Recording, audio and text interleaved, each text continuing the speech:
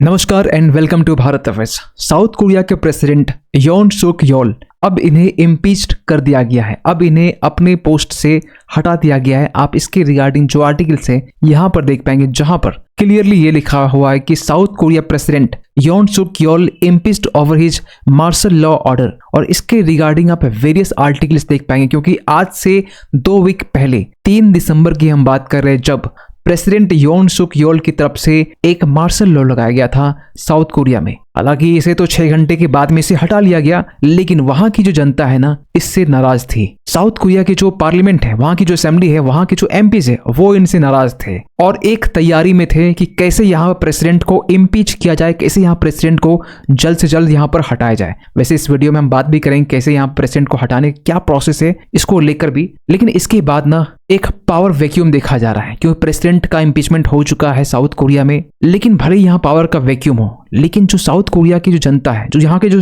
नागरिक है, ये काफी ज्यादा खुश है, क्योंकि ऐसे प्रेसिडेंट को यहाँ से हटाया गया है जो सडनली यहाँ पर मार्शल लॉ इम्पोज करते हैं और 6 घंटे के बाद में हटा दिया जाता है। और ऐसी तस्वीरें यहाँ से बाहर निकल के आ रही है। वहाँ की जो पार्लियामेंट है, जो असेंबली है, वहां पर लोग इकट्ठा हुए। इकट्ठा होने के बाद में लोग सेलिब्रेट कर रहे हैं कि फाइनली जो प्रेसिडेंट जो मार्शल लॉ लगाया हुआ था, वो अब हट चुका है। और अगर हम साउथ कोरिया के असेंबली की बात करें, जहां पर इम्पीचमेंट के लिए टोटल जो वोट चाहिए था 300 में से 200 चाहिए था। मतलब आज के टाइम में ना साउथ कोरिया में जो असेंबली में टोटल जो सीटें हैं एमपीज की, वो टोटल 300 है और 300 में से 2/3 यहाँ पर एमपीज के वोट चाहिए। अब 2/3 यहाँ पर मतलब कि 200 सीटें यहाँ पर चाहिए, और 200 में से 204 जो है ये फेवर में थे कि इम्पीचमेंट होना चाहिए, 85 यहाँ पर अगेंस्ट में थे, और जो 8 है वो जिन्हें अवैध माना गया। और अगर हम प्रोसेस की बात करें ना, किस तरीके से यहाँ पर महाभियोग लगाया जाता है प्रेसिडेंट पर, शुरुआत में यहाँ पर 50,000 जो सिटीजन है, जो नागरिक है, इनके यहाँ पर सिग्नेचर ली जाते हैं कि राष्ट्रपति के खिलाफ में महाभियोग शुरू कर सकते हैं। इसके लिए 50,000 नागरिकों को सिग्नेचर चाहिए। और इसके बाद में वहां की असेंबली में एक प्रस्ताव लाया जाता है। 3 दिन के भीतर इन पे वोटिंग करने की जरूरत होती है, और 3 दिन के अंदर जब इसमें वोटिंग हो जाती है, जहां पर 300 में से टोटल यहाँ पर 2/3 यानी कि 200 सीटें यहाँ पर नीड होती है, 200 वोट इसमें नीड होती है, और 200 वोट पढ़ने के बाद में जो महाभियोग है वो पास यहाँ पर माना जाता है। मतलब इसके बाद में राष्ट्रपति यहाँ से सस्पेंड हो जाते हैं। लेकिन ये प्रोसेस यहीं रुकता नहीं है, क्योंकि इसके बाद ना पूरा प्रोसेस को होने में और भी टाइम लगता है। मतलब कितना दिन, एटलीस्ट यहाँ पर 2 महीने और लगने वाले। कैसे? क्योंकि इसके बाद में ये जो पूरा मामला है, वो वहां पर के जो संवैधानिक कोर्ट है, वहां पर इनको लेकर ट्रायल चलेगा, जहां पर 9 मेंबर्स होते हैं इस कोर्ट में, और 9 मेंबर्स यहाँ पर अलग से इस मामले को देखते हैं। और अगर 9 मेंबर्स में से अगर 6 यहाँ पर इम्पीचमेंट के फेवर में वोट कर दिए, मतलब यहाँ पर यह हुआ कि अब यहाँ पर प्रेसिडेंट को यहाँ से अपने पद को छोड़ना पड़ेगा, और यहाँ पर 60 दिनों के भीतर में नया जो राष्ट्रपति है चुनने की वोटिंग की जो प्रोसेस है वो शुरू की जाएगी। लेकिन सबसे बड़ा सवाल निकलता कि अभी फिलहाल प्रेसिडेंट के हटने के बाद में प्रेसिडेंट की जो पोस्ट है वो कौन संभालने वाले। तो इसको लेकर ना यहाँ के जो प्राइम मिनिस्टर हैं वो यहाँ पर पोस्ट इनके संभालेंगे। और साउथ कोरिया के जो फिलहाल के जो प्राइम मिनिस्टर हैं, जिनका नाम है हान डक सो, जो अब फिलहाल भी प्रेसिडेंट के पोस्ट में रहेंगे, एज ये पीएम की तरफ ही काम करेंगे। आपको पहले बता दें कि हान डक सो जो है, ये एक टेक्नोक्रेट है, जिनके पास में एक वाइड रेंज ऑफ एक्सपीरियंस है। इनकी रेपुटेशन है नेशनल डिसीजन मेकिंग में। इवन की ये 75 ईयर ओल्ड होने के बाद में यहाँ पर जो दोनों पार्टीज हैं, मतलब हम बात कर रहे हैं जो कंजर्वेटिव पार्टी है और लिबरल जो पार्टी है, दोनों में यहाँ पर अपनी जो सर्विस है वो दे चुके हैं। इवन कि इसके पहले वो फाइनेंस मिनिस्टर भी रह चुके हैं, एम्बेसडर भी रह चुके हैं OECD के, और अब यहाँ पर ये एज ए प्रेसिडेंट के तौर पर काम करेंगे, और विदिन 60 डेज के अंदर में न्यू प्रेसिडेंट यहाँ पर इलेक्ट किए जाएंगे। लेकिन जब साउथ कोरिया प्रेसिडेंट को हटाने से पहले जब मार्शल लॉ लगाया गया था, और मार्शल लॉ जब फेल होता है 6 घंटे के बाद में, तो वहां के जो डिफेंस मिनिस्टर हैं, जिनका नाम है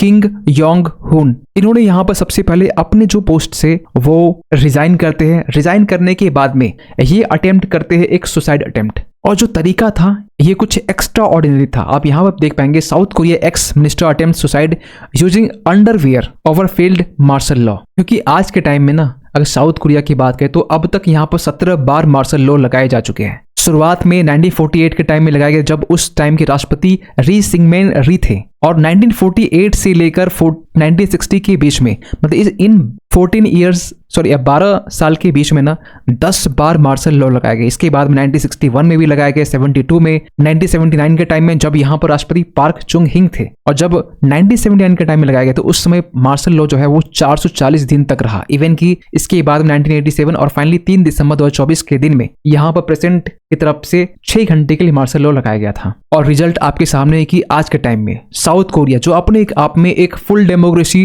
का दर्जा लिया हुआ है, यहाँ पर इतने बार मार्शल लॉ लगाए गए हैं, इम्पीचमेंट मोशन यहाँ प्रेसिडेंट के किए जा रहे हैं, इसके बावजूद भी साउथ कोरिया एक डेमोक्रेटिक कंट्री है। और इन सबको देखते हुए ना यूएस का यहाँ पर रिस्पांस भी आया। यहाँ पर बाइडेन एडमिनिस्ट्रेशन की तरफ से ये कहा गया कि साउथ कोरिया जो कि यूएस का एक इंपॉर्टेंट अलायंस है, यहाँ पर पीस के लिए इन्होंने एक वर्ड यूज किया, लिंच पिन फॉर पीस, शांति के लिए यहाँ पर जो एक्टिंग प्रेसिडेंट है इनके साथ में बातचीत की है, यहाँ पर फिलहाल भी शांति बनाए रखे, खासकर इम्पीचमेंट मोशन के बाद में।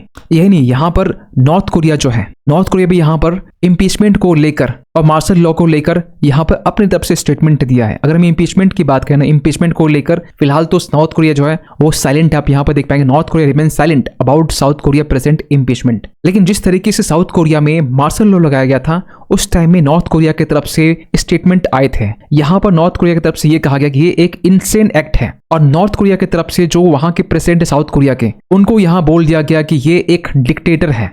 आप देख पाएंगे इसके रिगार्डिंग जो आर्टिकल्स उस टाइम में पब्लिश किए थे, और ये आज की बात नहीं है, ये आज से 4 दिन पहले की बात है जब नॉर्थ कोरिया इसको लेकर रिस्पांस दिया था, खासकर मार्शल लॉ अटेम्प्ट करने को लेकर। फिर एक सवाल आया कि नॉर्थ कोरिया जो अपने आप में एक कम्युनिस्ट कंट्री है, वहां पर डिक्टेटरशिप है, वो देश साउथ कोरिया डिक्टेटर कह रहा है। एक्चुअली आपको बता दें कि नॉर्थ कोरिया जो है ना ये अपने आप को एक डेमोक्रेटिक कंट्री कहता है। ये अलग बात है कि पूरी दुनिया आज के टाइम में कम्युनिस्ट कंट्री डिक्टेटर के नाम पे नॉर्थ कोरिया को यहाँ पर इंडिकेट करता है, लेकिन जिस तरीके से हालात आज के टाइम में साउथ कोरिया में बना हुआ है, इसको देख करना अगर हम अपने देश की बात करें तो हमारे देश में जिस तरीके से जो डेमोक्रेसी है, हालांकि तो साउथ कोरिया कंपैरिजन में हमारी डेमोक्रेसी फुल डेमोक्रेसी नहीं कहलाती है, इसके बावजूद भी हमारा जो देश है यहाँ पर एक फुल डेमोक्रेसी वाला जो सिचुएशन है हमें देखने को मिलता है। यहाँ पर इम्पीचमेंट को लेकर ना जितनी बार साउथ कोरिया में यहाँ पर अटेम्प्ट हुए हैं, इतना अटेम्प्ट इंडिया में नहीं देखा गया है। यहाँ पर इमरजेंसी एक बार का इसको हम माइनस कर देना तो हमारा जो देश है 1948 के टाइम में से लेकर अब तक